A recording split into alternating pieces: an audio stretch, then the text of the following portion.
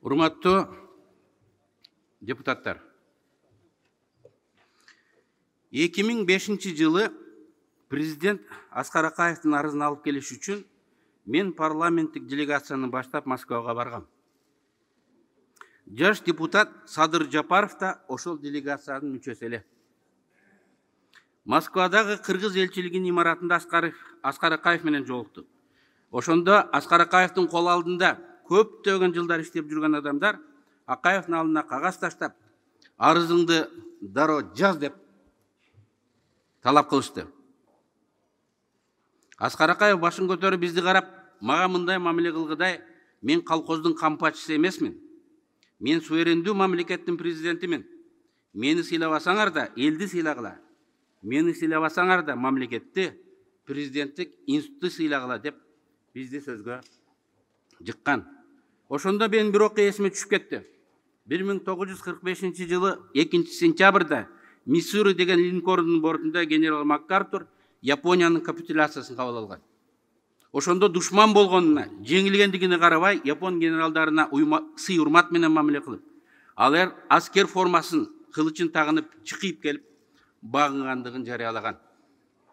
Утулган душманга да татыктуу жигитче март мамиле кылуу керек. Мен Аскар Акаевге убакыт бердим. Элчиликтин алдында чоң залында журналисттер келип, Кыргызстандын гербинин желегинин астында туруп, трибунадан президенттик кызматын өз ыктыяры менен кеткендиги жөнүндө арызын жазып мага тапшырды. Мен аны парламентке алып келип, ал отставкасын кабыл алганбыз. Президент Жээнбеков кечээ эле арыз жазгандыгына карабастан, бүгүн Жогорку Кеңештин сессиясын чакырып, ушул жерде өз каалоосу менен кадыр баркын сактап, кызматтан кетүүгө мүмкүнчүлүк түзүп бергениңиздер, урматтуу Садыр Нуркожоевич, Канат Кедейканович, бул сиздердин даанышмандыгыңыздар, айкөлдүгүңүздөр. Бул сиздерде улуу сапаттардын бар экендигинин далили. Мен кыргызстандыктарга кайрылгым келет. Кызматтан кеткен президентти Сооронбай Жээнбековди кордогонго жол бербейли. Ал өз иш үчүн тарых алдында, мыйзам алдында жооп берер. Мыйзамга ылайык президент өз ыктыяры менен кызматтан кеткендиги тууралуу жазган арызы Жогорку Кеңеште жарыялангандан кийин Жогорку Кеңеш аны эске алгандыгы жөнүндө токтом кабыл алат. Ошондон баштап анын ыйгарым укугу Жогорку төрагасына өтөт. Эгерде төрага тигил же бул себептен улам милдетин аткара албаса, анын расмий билдирүүсүнөн кийин ал ыйгарым укук республиканын премьер-министрине өтөт. Урматтуу депутаттар, урматтуу Садыр Нуркожоевич, мындай президент, мындай өчүр Кыргызстандын тарыхында болгон эмес. Bir адамдын колунда эбегейсиз бийлик, президенттик, өкмөттүк, керек болсо парламенттик бийлик дагы өтүп турат. Анткени парламенттин бир буту тарыхта турат. Бүгүн сизде формалдуу бийлик эле эмес, элдин ишеними, чоң үмүтү сизде. Бул эбегейсиз бийлик. Бирок мен сиздин абалыңызга суктанбайм, тескерисинче аяйм. Анткени эл чоң максаттарды коюп, аларды тез жана толук аткарылышын күтүп жатат. Ал эл керемет күтүп жатат. Аны аткарыш да ошончо кыйын. Урмат сүйүү менен жек көрүүнүн ортосу каш менен кабактын ортосунда экенин унутпайлы. Урматтуу депутаттар, мен сиздерге кайрылам.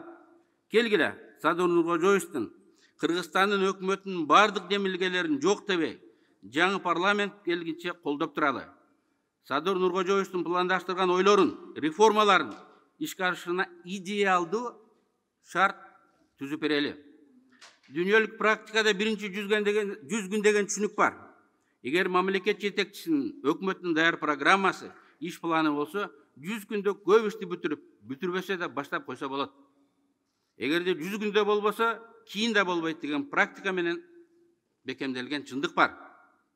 Сизге тарых, тагдыр мына ушундай сыноону мүмкүнчүлүктү берип турат. Ийгилик каалайбыз. Колдон келген жардамды беребиз.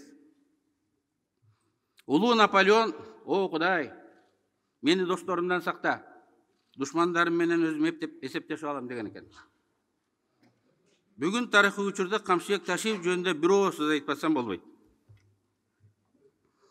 Камчыбек Кыдыршаев досун түрмөдөн гана бошотпостон, аны саяси олимптин чокусун алып чыкканга чоң салым кочту. Ал достуктун үлгүсүн барыбызга көргөздү. Бүгүн да экөө эгиз козудай ээрчип бардык жерде чогуу жүрүшөт. Аны көргөн эл Камчек Ташиев кандай кызматта, ал кандай статуста деген суроо салышууда. Илгери госсекретарь деген кызмат бар эле. Мен бүгүн Ташиевдин кызматын дос секретарь деп айтар элем. Госсекретарга эскертүү берсе, сөгүш берсең, жумуштан бошотуп алмаштырсаң болот эле. Дос секретарды алмаштыра албайсың. Андан кутула албайсың. Ушул кезге чейин Акаев, Бакиев, Атамбаев, Жээнбековдердин трагедиясынын негизги себеби эбегейсиз бийликти өз колдоруна жыйнап, анын үзүрүн эл эмес, жакын достору, туугандары көргөндүгүндө болгон. Аларды анга, жарга ошол жакындары, достору түрткөн. Бул бүгүнкү бийликке, урматтуу Садыр Нуркожоев, сизге, сиздин айланадагы ишенген командаңызга чоң сабак болуш керек. Ошондуктан урматтуу Камчыбек Кыдырбаевич, сиздин жоопкерчилигиңиз Садыр Жапаровдун тарых алдында кем эмес, балким андан да жогору. Бүгүнкү өлкөдөгү саясий кризистин негизги себептеринин бири адилетсиз шайлоолор.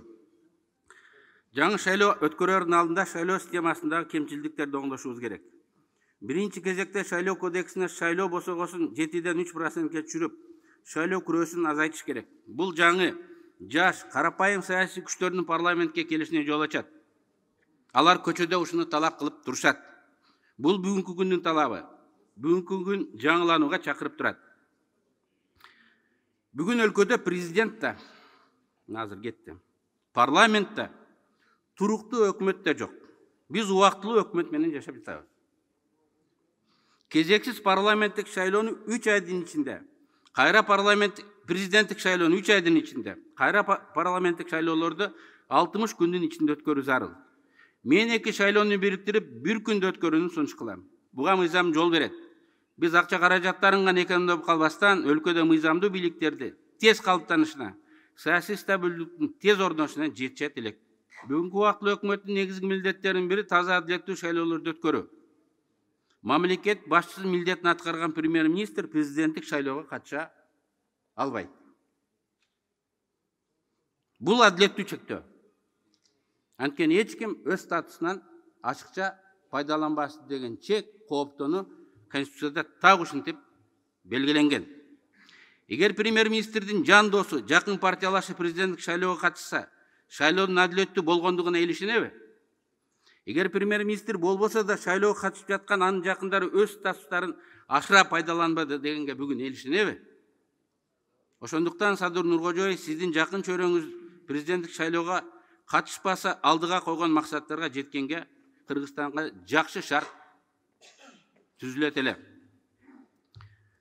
Жакында сиз конституция коюп, колуңузду коюп ант бересиз.